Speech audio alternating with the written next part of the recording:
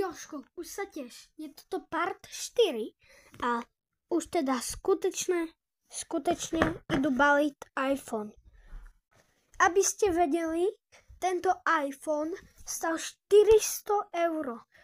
A ešte, keď si skúpil tieto veci, obal, toto som ti dal iba tak, 2 sluchatka, 1 zadarmo, to bylo toto, a toto si skúpil a stálo to 475 €.